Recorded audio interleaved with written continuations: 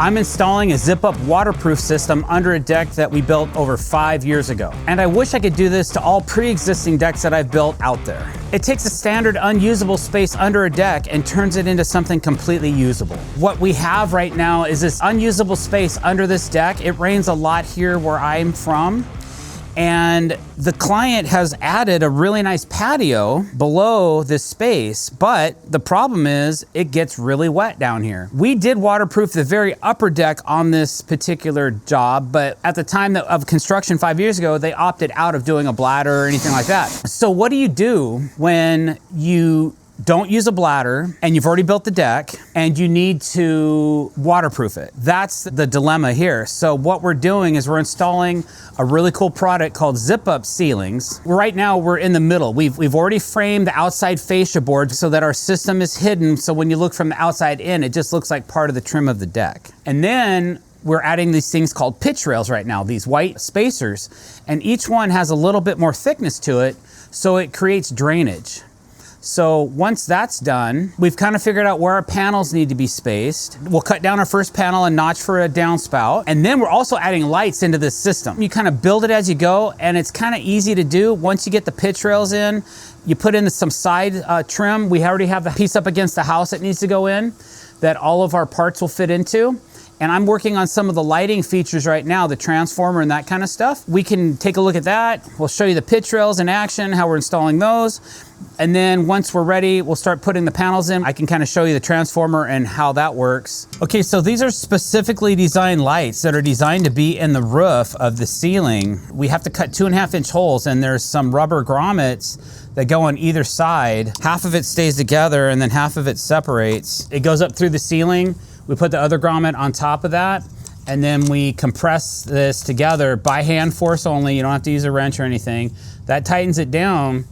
And then there's a lighting system that connects with wires. I'm just have it temporarily hooked up right now, but you can kind of see what's cool about this transformer is these are dimmable LEDs. Okay, so that's all the way bright, and then you can dim them down. It's also Wi-Fi compatible. You can use it with your smart home system and that kind of thing. We're gonna add 15 of these into the ceiling. It's a 14 by 30 foot area. So this should cast enough light on the ground to have a nice ambiance, but not super duper bright. These are the spacers, the elevation spacers that you need. So every time you put a set of these in, you have to increase them by a 1/2 inch. So we started with a 1/2 inch spacer, a 1 inch spacer, and then we put a 1/2 inch and a 1 inch spacer together to get us 1.5 inches. Now we're putting 2 1 inch spacers together to get 2 inch spacing.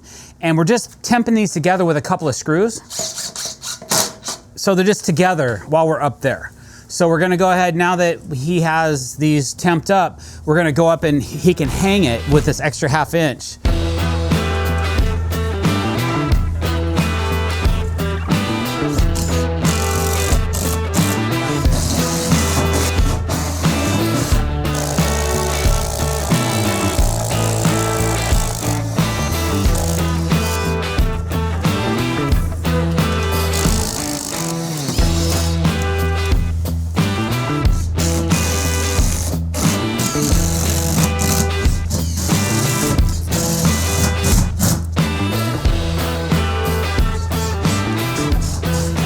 So I'm cutting some bladder pieces. This deck is already built. We don't want to start pulling up deck boards to flash out over where water might get between the gutter, so it'll drip in between the layers of the framing.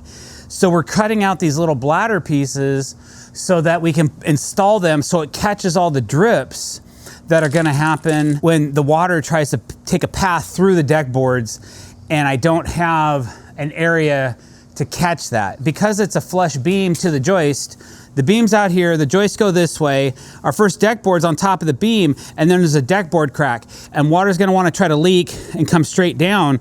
So we're gonna try to protect that and have the water go this way down our bladder, and then we can run it into a gutter. The recommendation is you figure out your overall width of the zip-up system, and then you try to equal out the outside 2 panels so that there's approximately the same width on the 2 ends. Everything else is gonna be 12 inches, that's a full width. I'm notching down this first panel to what I think it needs to be so that we have a pretty equal set of measurements for the right and the left side of the deck, instead of having one panel 12 inches and one panel 8 inches, they'll both be 10 inches. It'll look a little bit nicer if there's any particular people out there.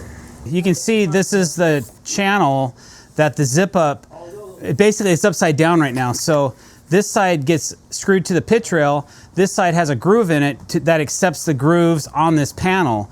So when you put it together, you have your pitch rail, and then the panel goes like this.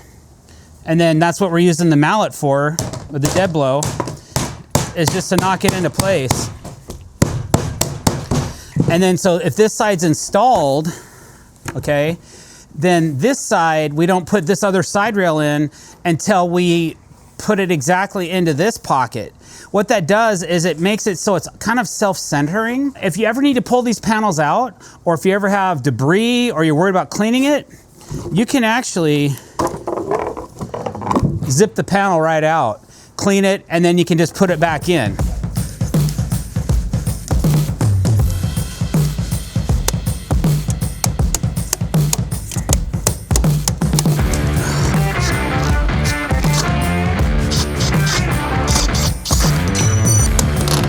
First one's gonna be a little tricky.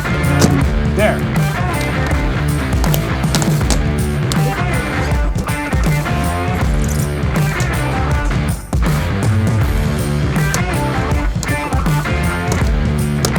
Okay, it's all the way in.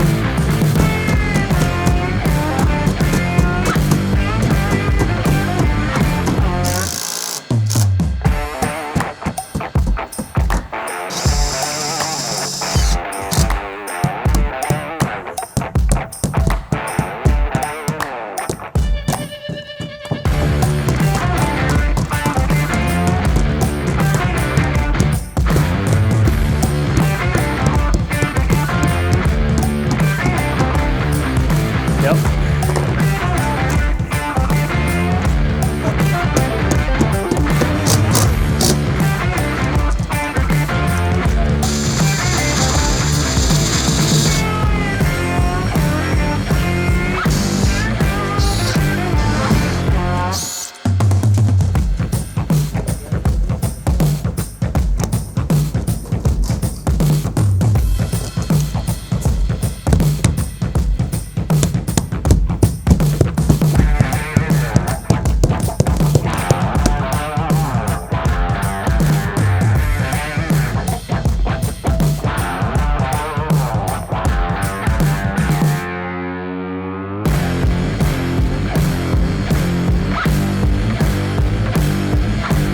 Thanks for watching this video. Don't forget, click the subscribe button, hit the bell icon to be notified when we're putting out new content, and have a great day.